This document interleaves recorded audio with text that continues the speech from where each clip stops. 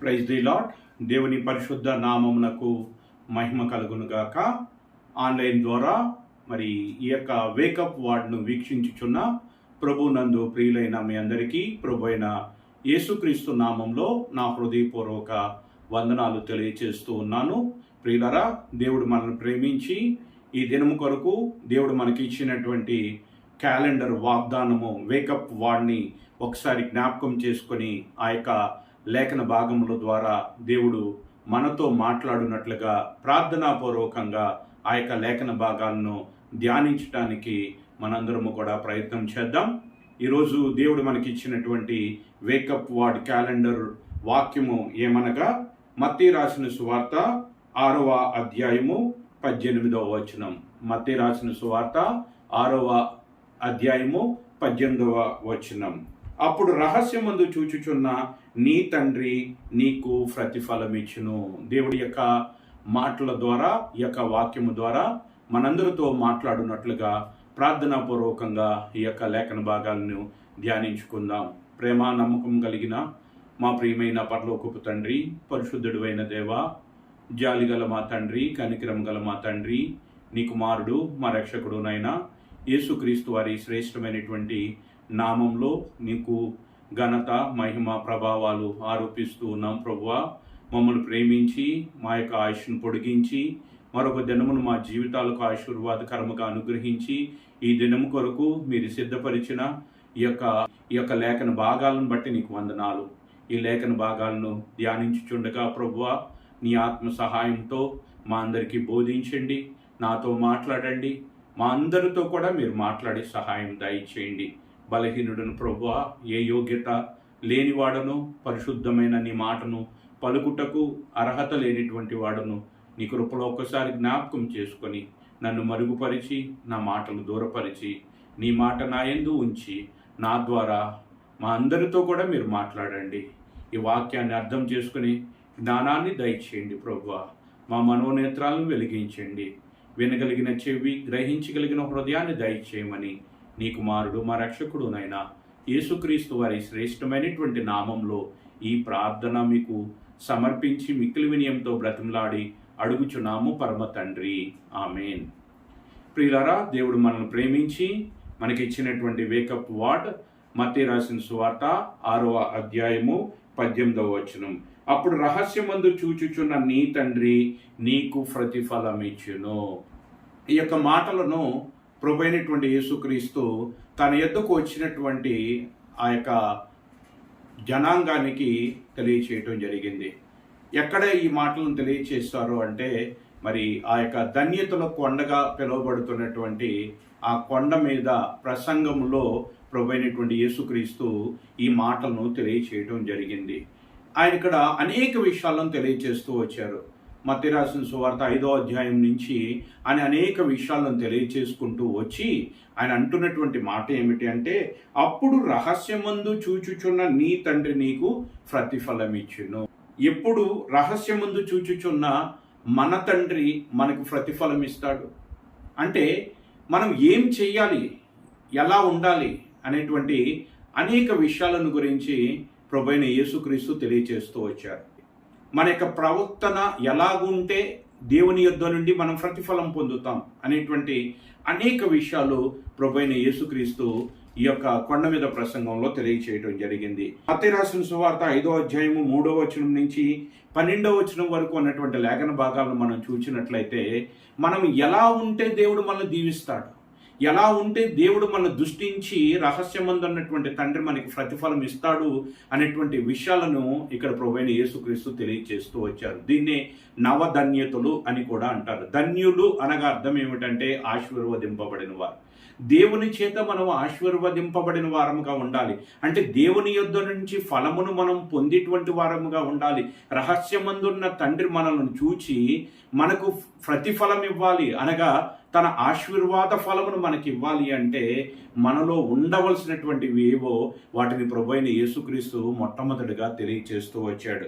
మత్తయి రాసిన సువార్త 5వ అధ్యాయం 3వ వచనం నుంచి మనం చూసినట్లయితే ఆత్మ విషయమై దీనులుగా ఉండాలని, దుఃఖపడేటువంటి వారముగా, సాత్వికులుగా, నీతి కొరకు ఆకలి దప్పులు కలిగినటువంటి వారుగా, కనికరము కలిగినటువంటి వారముగా, హృదయశుద్ధి కలిగినటువంటి వారముగా, సమాధానపరిచేటువంటి వారముగా, నీతి నిమిత్తము హింసింపబడేటువంటి పరిస్థితులు మన జీవితంలో వచ్చినప్పుడు కూడా వెనుతిరగనటువంటి వారముగా, దేవుని కొరకు నిలబడేటువంటి వారముగా మనం ఉండాలని, అదే రీతిగా దేవుని నామము నిమిత్తము హింసింపబడుతూ అబద్ధముగా చెడ్డ మాటలు అనగా నిందలు మన మీద మోపబడుతూ ఉన్నప్పుడు కూడా మనము అది మహాభాగ్యమని ప్రభువు మనకు ముందుగానే చెప్పాడని, ఆ రీతిగా మరి చెడ్డ మాటలు మనల గురించి మాట్లాడుతున్నారు, మన మీద నిందలు వేస్తున్నారంటే అది మనకు ధన్యకరమైనది, అది దీవెనకరమైనది.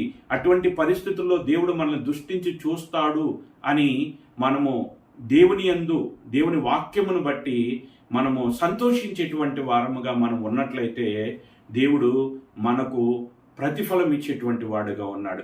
పరలోక సంబంధమైన ప్రతిఫలమును, పరలోక సంబంధమైన ఆశీర్వాదమును అనుగ్రహించేటువంటి దేవుడిగా ఆయన ఉన్నాడు అని, ఈ గుణ లక్షణాలు ఎవరితో అయితే ఉంటాయో వారిని దేవుడు దృష్టించి చూచి వారిని ఆశీర్వాద ఫలముతో దేవుడు నింపేటువంటి వాడుగా ఉన్నాడు అని ప్రభువైన యేసుక్రీస్తు ఆనాడు సమాజానికి, తన యుద్ధకు వచ్చినటువంటి ప్రజలకు, శిష్యులకు ఆయన తెలియచేస్తూ వచ్చాడు. ఆ రోజే కాదు, ఈ రోజు కూడా మరి దేవుడు ఈ గుణ లక్షణాలు ఎవరిలో అయితే ఉంటాయో వారిని చూచేటువంటి వాడుగా ఉన్నాడు, వారి ప్రార్థనలకు ప్రతిఫలం ఇచ్చేటువంటి వారుగా ఉన్నాడు. అప్పుడు రహస్యమందు చూచు నీ తండ్రి నీకు ప్రతిఫలం ఇచ్చును. ఎప్పుడు అంటే మనలో ఈ దేవుడు కోరుకునేటువంటి ఈ గుణ లక్షణాలు మనలో ఉన్నప్పుడు, నీతి నిమిత్తము ఆకలి దప్పులు కలిగి, ఆత్మ విషయంలో దీనులై ఉండి, సమాధానపరిచేటువంటి వారముగా, దుఃఖపడేటువంటి వారముగా, హింసింపబడుతూ ఉన్నప్పుడు ఇది మహాభాగ్యమని ఎంచుకునేటువంటి వారముగా మనము ఉండేటువంటి వారంగా ఉంటే దేవుడు మనల్ని దృష్టించి చూచి మనకు ప్రతిఫలం ఇచ్చేటువంటి వాడుగా ఉన్నాడు. శ్రేష్టమైనటువంటి ఈవులను, పరలోక సంబంధమైనటువంటి ఈవులను మనకు అనుగ్రహించి మనలను ధన్యులుగా ఆయన భావించి మన నిమిత్తము పరలోకములో మన ధనమును ఆయన అధికము చేయు దేవుడుగా ఉన్నాడు అని ప్రభువైన యేసుక్రీస్తు తెలియచేస్తూ ఉన్నాడు. అదే రీతిగా మరి 13వ వచనం నుంచి మరి 16వ వచనము వరకు మనం చూసినట్లయితే మనం ఎలా ఉండాలి, మనలో ఉండవలసినటువంటి గుణగణాలను గురించి తెలియజేస్తూ ఉన్నాడు. అదే రీతిగా మనం లోకంలో ఎలా ఉండాలనేటువంటి విషయాలను కూడా ప్రభువైన యేసుక్రీస్తు తెలియజేస్తూ ఉన్నాడు. ఈ రీతిగా ఉన్నట్లయితే, అప్పుడు మీరు ఈ రీతిగా ఉన్నట్లయితే అప్పుడు రహస్యమందు చూచు మీ తండ్రి మీకు ప్రతిఫలం ఇచ్చును అని చెప్తున్నాడు. ఎలా ఉంటే దేవుడు మనకు ప్రతిఫలం ఇస్తాడు, ఆశీర్వాద ఫలమును మనకు అనుగ్రహిస్తాడంటే ఇక్కడ మరి చూచినట్లయితే 13వ వచనం నుంచి మీరు లోకమునకు ఉప్పై ఉన్నారు, మీరు లోకమునకు వెలుగై ఉన్నారు అని తెలియజేస్తున్నారు. లోకమునకు మనం ఉప్పుగా ఉండాలి అంటున్నాడు. అంటే ఉప్పు అనేటువంటిది మనం వండుకున్నటువంటి ఆహారానికి రుచి కలగ చేసినటువంటి రీతిగా మన మాటలు ఉప్పు వేసినట్టుగా రుచికరమైనదిగా ఉండాలి. ఎదుటివారు రక్షింపబడటానికి ఉపయోగపడేటువంటి రీతిగా మన మాటలు ఉండాలి అని ప్రభువైన యేసుక్రీస్తు తెలియజేస్తున్నారు. అదే రీతిగా లోకమునకు వెలుగై ఉండాలి. దేవుడు వెలుగై ఉన్నాడు. ఆ యొక్క వెలుగు మన మీద ప్రకాశిస్తూ ఉన్నప్పుడు మనము అద్దము వలె ఆ యొక్క వెలుగును లోకము మీదకి ప్రసరింప చేసి మనము మన క్రియల ద్వారా, మన సత్ప్రవర్తన ద్వారా, దేవుని వాక్యానుసారమైనటువంటి నడవడిక ద్వారా, వాక్యము లేకుండా లోకంలో ఉన్నటువంటి వారిని దేవుని కొరకు నడిపించేటువంటి వారముగా మనము ఉన్నప్పుడు రహస్యమందున్న తండ్రి మనలను చూచి మనకు ఆశీర్వాద ఫలమును అనుగ్రహించువాడై ఉన్నాడు అని ప్రభువైన యేసుక్రీస్తు తెలియజేస్తూ వచ్చాడు. మొట్టమొదటిగా మనలో ఉండవలసిన గుణగణాలను గురించి తెలియజేస్తూ వచ్చాడు. రెండవదిగా మనం లోకంలో ఎలా ఉండాలనేటువంటి విషయాలను గురించి కూడా ఆయన తెలియచేస్తూ వచ్చాడు. మూడవదిగా మనము ధర్మ కార్యాలు చేస్తూ ఉన్నప్పుడు, నీతి కార్యాలు చేస్తూ ఉన్నప్పుడు ఆ ధర్మ కార్యాలు ఎలాగుండాలి, ఆ నీతి కార్యాలు ఎలాగుండాలనేటువంటి విషయాలను గురించి మత్తయి రాసిన సువార్త 6వ అధ్యాయంలో ఆయన ఈ రీతిగా తెలియచేస్తూ ఉన్నాడు. మనుషులకు కనబడవలనని వారి ఎదుట మీ నీతి కార్యములు చేయకుండా జాగ్రత్త పడుడి. మనము ఏ దానము చేసినా, ఏ ధర్మము చేసినా ఆ నీతి కార్యాలు అనేటువంటివి ఏవి కూడా మరి మనుషులకు కనపడేటటువంటి రీతిగా చేయకూడదు. అందుకని ఏమంటున్నాడు అంటే 2వ వచనంలో, నీవు ధర్మము చేయుచున్నప్పుడు మనుషుల వలన ఘనత పొందవలనని వేషధారులు సమాజ మందిరముల్లోనూ వీధుల్లోనూ చేయులాగున నీ ముందర బోర ఊదింపవద్దు, వారు తమ ఫలమును పొంది ఉన్నారని నిశ్చయముగా మీతో చెప్పుచున్నాను. మనం ధర్మము చేయనప్పుడు ఎలా ఉండాలి అంటే, నీ ధర్మము రహస్యముగా ఉండు నిమిత్తము నీ కుడి చెయ్యి చేయనది ఎడమ చేతికి తెలియకుండా వలనో, అట్లయితే రహస్యమందు చూచు నీ తండ్రి నీకు ప్రతిఫలం ఇస్తాడు. రహస్యమందు చూచు తండ్రి నీకు ప్రతిఫలం ఇస్తారు అనేటువంటి మాటను ఈ అధ్యాయంలో అనేక సందర్భాల్లో ప్రభువైన యేసుక్రీస్తు మరి తెలియచేస్తూ వచ్చారు. అంటే రహస్యమందు ఉన్నటువంటి, అంటే పరలోకమందు ఉన్నటువంటి తండ్రి మనల్ని దృష్టించి చూచి మనకు ఎప్పుడు ప్రతిఫలం ఇస్తాడు అంటే, మనము ప్రభువు చెప్పినటువంటి రీతిగా మనము జీవిస్తూ ఉన్నప్పుడు, నడుచుకుంటూ ఉన్నప్పుడు. ముందుగా గుణగణాలను గురించి తెలియచేశాడు. ఆ గుణగణాలు మనలోకి వచ్చినట్లుగా సాధకము చేయటానికి మనం ప్రయత్నం చేసినప్పుడు దేవుడు మనకు ప్రతిఫలం ఇచ్చేటువంటి వాడుగా ఉన్నాడు. రెండవదిగా, లోకములో దేవుడు ఎలాగుండమంటున్నాడు, ఉప్పుగా లోకమునకు వెలుగుగా ఉండమంటే ఆ రీతిగా ఉండటానికి మనం ప్రయత్నం చేస్తూ ఉన్నప్పుడు మన క్రియల ద్వారా, మన సత్ప్రవర్తన ద్వారా, దేవుని వాక్యానుసారమైన నడవడిక ద్వారా ఇతరులు దేవుని దగ్గరకు వచ్చినప్పుడు దేవుడు మనకు ప్రతిఫలం ఇచ్చివాడై ఉన్నాడు. అదే రీతిగా దేవుని వాక్యమును బట్టి ధర్మము చేయనప్పుడు, ధర్మకార్యాలు చేయనప్పుడు అది ఇతరులు కనబడాలని, మనుషులకు కనబడాలని, మనుషుల చేత ఘనత పొందాలని కాకుండా దేవుడు చూచుచున్నాడని, దేవుని వాక్యాన్ని బట్టి, దేవుడు మనకు చేసిన దాన్ని బట్టి, దేవుడు మన పట్ల కరుణ చూపాడు, మన పట్ల జాలి చూపాడు, మన పట్ల ప్రేమ చూపాడు అనేటువంటి ఆ యొక్క దేవుని ప్రేమను అర్థం చేసుకొని, దేవుడు మనల్ని ఎలా ప్రేమించాడో, మన అవసరంలో దేవుడు ఎలా సహాయం చేస్తూ వస్తూ ఉన్నాడో అదే రీతిగా మనము ఇతరుల విషయంలో కూడా సహాయపడేటువంటి వారుగా, క్రీస్తు యేసునకు కలిగినటువంటి మనస్సు కలిగి, ఇతరుల పట్ల జాలి కలిగి, వారికి దానము చేసేటప్పుడు, ధర్మం చేసేటప్పుడు దేవుని ప్రేమను బట్టి దేవుడు మనకు ఏ రీతిగా సహాయం చేశాడు అనేటువంటి దానిని జ్ఞాపకం చేసుకుని కృతజ్ఞతాపూర్వకంగా మనము ధర్మం చేయాలని, అది మనుషులకు కనబడాలని, ఘనత కోసం కాదు కానీ దేవుని కృపను మనం పొందాలని, దేవుడు మనకు చేసినటువంటి దానిని బట్టి మనము కూడా ఇతరులకు ఆ రీతిగా మరి దానము, ధర్మ విషయాల్లో కానీ మరి ఏ విషయంలోనైనా ఆ రీతిగా మనము ఇతరుల పట్ల నడుచుకోవాలి. దాన ధర్మాల విషయంలో మనము ఆ రీతిగా మరి ఉండాలని ప్రభువైన యేసుక్రీస్తు తెలియజేస్తున్నారు. ఆ రీతిగా ఉన్నట్లయితే అప్పుడు రహస్యమందు చూచు తండ్రి మన ప్రార్థనలకు ప్రతిఫలం ఇస్తాడు. మనకు రహస్యమందు ఉన్నటువంటి తండ్రి మనకు ప్రతిఫలం ఇచ్చేటువంటి దేవుడిగా ఉన్నాడు. అదే రీతిగా 6వ అధ్యాయం 5వ వచనం నుంచి మనం చూసినప్పుడు, మరియు మీరు ప్రార్థన చేయనప్పుడు వేషధారుల వలె ఉండవద్దు, మనుషులకు కనబడవలని సమాజ మందిరములలోను వీధుల మూలలోను నిలిచి ప్రార్థన చేయటం వారికి ఇష్టము. మనం ప్రార్థన చేసేటప్పుడు వ్యక్తిగతమైనటువంటి ప్రార్థన, ఆ వ్యక్తిగతమైనటువంటి ప్రార్థనలు కూడా ఎలా ఉండాలి అంటే దేవునికి వినబడాలి. మనుషులు చూడాలని, మనుషుల దృష్టిలో ప్రార్థనాపరులని అనిపించుకోవాలని కాదు, దేవుని దృష్టిలో మంచి ప్రార్థనాపరుడుగా మనం అనిపించుకోవాలనేటువంటి ఉద్దేశంతో మనం ప్రార్థించే వారంగా ఉండాలి. అలా ఉన్నట్లయితే అప్పుడు దేవుడు మనల్ని దృష్టించి చూసేటువంటి వాడుగా ఉన్నాడు. మన ప్రార్థనలకు ఆయన ప్రతిఫలం ఇచ్చేటువంటి వాడుగా ఉన్నాడు అని ప్రభువైన యేసుక్రీస్తు ఈ యొక్క మాటల ద్వారా మనకు తెలియజేస్తూ ఉన్నాడు. అదే రీతిగా మరి ఇంకా కిందకి వెళ్ళినట్లయితే కింద వచనాలలో 6వ అధ్యాయము 16వ వచనంలో మనం ఉపవాసం చేసేటప్పుడు కూడా ఎలా చేయాలని దేవుడు కోరుకుంటున్నాడు అంటే, మనం ఉపవాసం చేస్తున్నామని అది మనకును పరలోకమందున్న తండ్రికి మాత్రమే తెలియాలి, మరెవరికి కూడా తెలియకూడదు. ఇది వ్యక్తిగతమైనటువంటి ఉపవాసాన్ని గురించి. ఈ రీతిగా మనం ఉపవాసం చేస్తున్నప్పుడు, మనం ఉపవాసం చేస్తున్నామని మన ముఖమును వికారముగా చేసుకొని, దుఃఖముగా మన ముఖమును ఇతరులకు చూపించుకొని, ఇతరుల దృష్టిలో మనం ఉపవాసం చేస్తూ ప్రార్థనాపరులుగా ఉన్నామని మనం అనిపించుకోకూడదు. మనం చేసే ఉపవాసమును దేవుడు మాత్రమే దృష్టించి చూడాలి.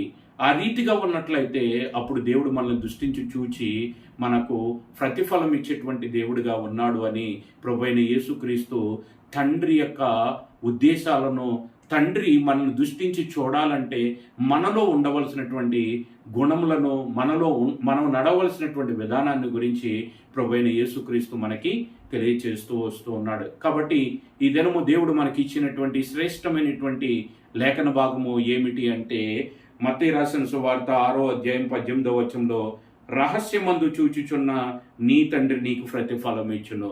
అప్పుడు రహస్యమందు చూచుచున్న తండ్రి, ఎప్పుడు దేవుడు చెప్పినటువంటి రీతిగా ఆ యొక్క గుణగణాలు మనలో ఉండి మనం లోకంలో ఎలా నడుచుకోవాలని దేవుడు కోరుకుంటున్నాడో ఆ రీతిగా నడుచుకుంటూ ఉన్నప్పుడు, దేవుడు చెప్పినటువంటి మాటను బట్టి మన దాన ధర్మాలు చేస్తున్నప్పుడు, నీతి క్రియలు చేస్తూ ఉన్నప్పుడు, ఆ నీతి క్రియల విషయంలో దేవుడికి కనపడాలనేటువంటి రీతిగా మనం ఆ దాన ధర్మాలను చేస్తున్నప్పుడు, ఆ నీతి క్రియలను మనం జరిగిస్తూ ఉన్నప్పుడు, ఆ రీతిగానే ప్రార్థన చేయించున్నప్పుడు రహస్యమందున్న తండ్రి చూడాలనేటువంటి ఉద్దేశంతో హృదయపూర్వకంగా మన యొక్క అవసరతలన్నీ, అక్కర్లన్నీ దేవునికి తెలియచేస్తూ, మనుషులకు వినపడాలని కాకుండా, మనుషులకు కనపడాలని కాకుండా మనం ప్రార్థించేటువంటి వారంగా ఉన్నప్పుడు, అదే రీతిగా మనం ఉపవాసము చేయనప్పుడు మన ఉపవాసమును దేవుడు దృష్టించి చూడాలని మనం కోరుకుని ఆ రీతిగా ప్రార్థించటానికి మనం ఇష్టపడినట్లయితే, అప్పుడు రహస్యమందు చూచుచున్న నీ తండ్రి నీకు ప్రతిఫలం ఇచ్చును. అప్పుడు రహస్యమందు చూచుచున్న నీ తండ్రి నీకు ప్రతిఫలం ఇచ్చును. అంటే అప్పుడు దేవుడు మనల్ని దృష్టించి చూచి మనకు ప్రతిఫలం ఇస్తాడు, మన ప్రార్థనలకు ప్రతిఫలం ఇస్తాడు, మనకు ఆశీర్వాద ఫలమును ఇస్తాడు, మనం కోరుకున్న దాన్ని దేవుడు మనకు దయచేస్తాడు.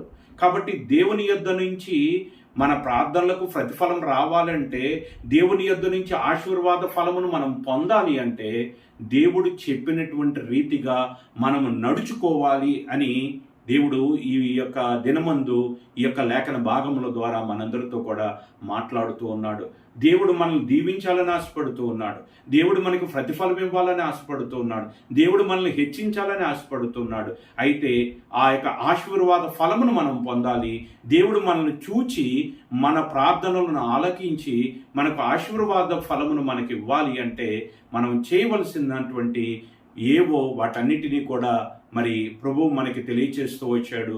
ఈ దినము దేవుడు మనకి ఇచ్చినటువంటి ఈ యొక్క లేఖన భాగాన్ని ఆధారము చేసుకుని ఈ వాక్యము చొప్పున నడుచుకుంటానికి మనం ప్రయత్నం చేసినట్లయితే, దేవుడు మనల్ని దృష్టించి చూచి మన ప్రార్థనలకు ప్రతిఫలం ఇచ్చేవాడుగా ఉన్నాడు, మనల్ని దీవించేవాడుగా ఉన్నాడు, మన శ్రమల్లో మనకు తోడై ఉండేటువంటి వాడుగా ఉన్నాడు, మనకు సదాకాలము ఆయన తోడుగా ఉండి అంతము వరకు కూడా మనలను నడిపించేటువంటి వాడుగా ఉన్నాడు. కాబట్టి దేవుడు ఈ యొక్క దినమందు మనకి ఇచ్చినటువంటి ఈ యొక్క లేఖనాన్ని ఆధారం చేసుకొని, ఈ యొక్క లేఖనాన్ని చేతపట్టుకొని ఆ రీతిగా ముందుకు వెళ్ళటానికి మనందరం కూడా ప్రయత్నం చేద్దాం.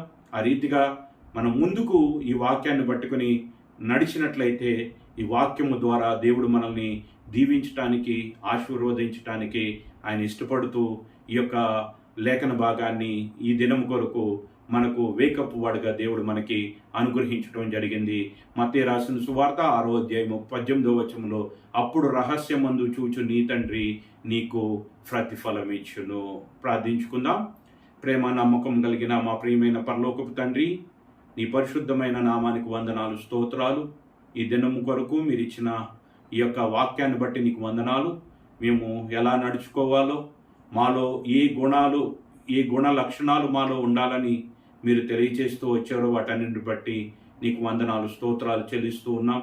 లోకంలో మేము ఎలా నడుచుకోవాలో మాకు తెలియచేసినందుకు వందనాలు. మా యొక్క దాన ధర్మాల విషయాల్లో, మా ప్రార్థన విషయాల్లో, మా ఉపవాస విషయాల్లో మేము ఎలా నడుచుకోవాలో మాకు తెలియచేస్తూ వచ్చినందుకు వందనాలు.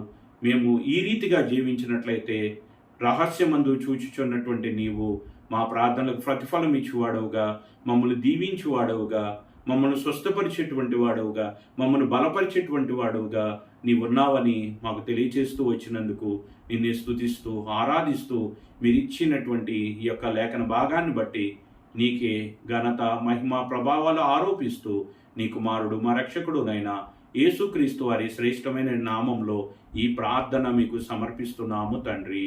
ఆమేన్. అందరికీ ప్రైజ్ ద లార్డ్.